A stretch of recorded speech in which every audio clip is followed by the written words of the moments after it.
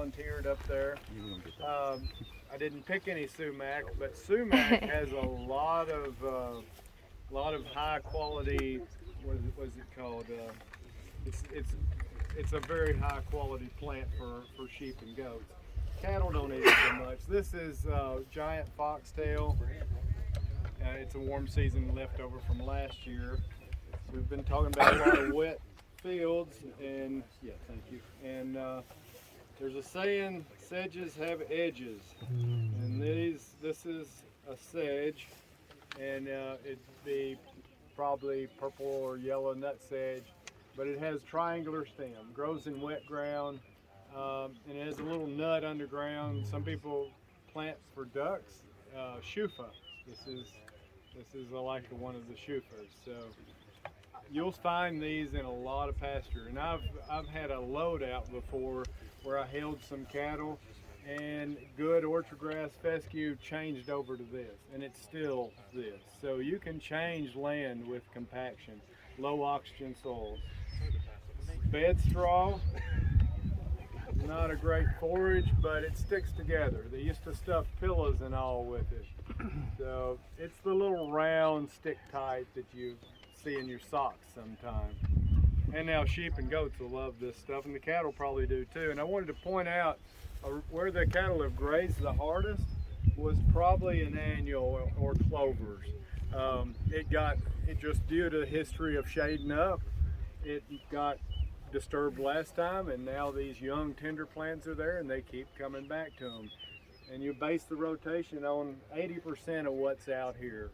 So, you know, it's different variable height, but you base it the height on what's the 80% of what's out here. And then I'm kind of getting off my plants, but I'd look at plant height being somewhere around 6 inches, 7 inches, something like that right here. Multiflora Rose has tannins in it. It's a natural dewormer for sheep and goats. Cattle usually don't touch it, but goats love it. They'll eliminate it if you're on it long enough. Sheep will touch it. Now, in forage height, the best forage height for anything like this is nose height of the animal you've got, so the species you've got. This is dead nettle. Henbit is another one that looks a lot like it.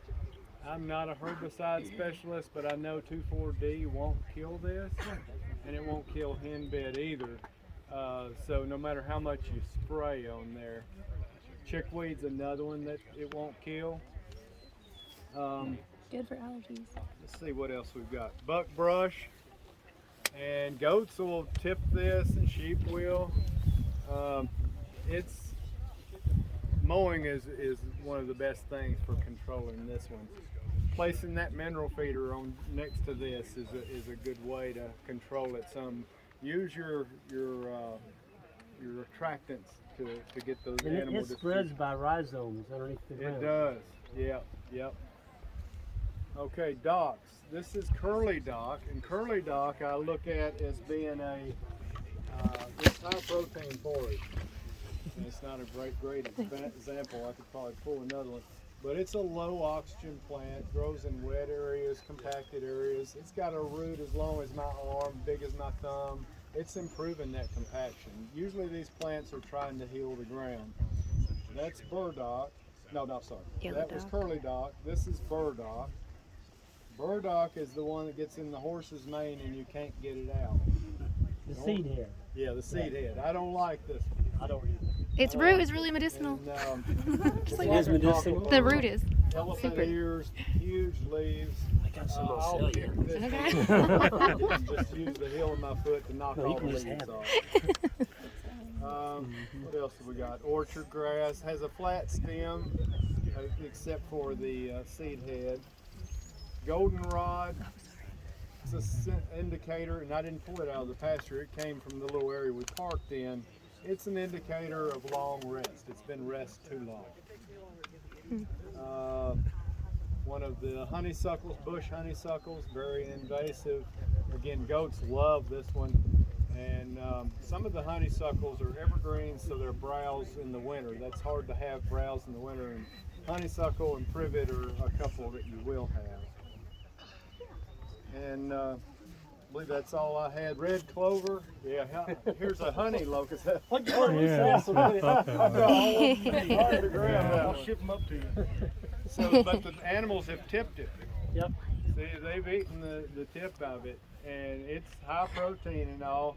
Sheep love that. Sheep love it, goats love it, but it's got thorns and it'll give you flat tires.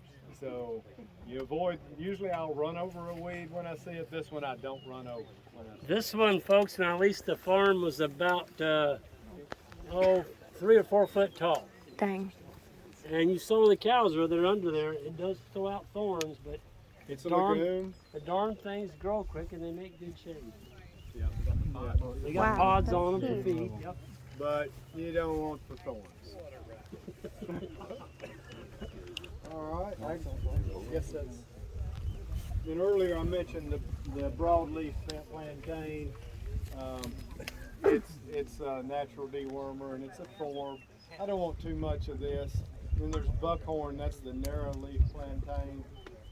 There's some forage varieties of that. I'm not going to be planting them myself, but anyway, they have some value and they are a forb.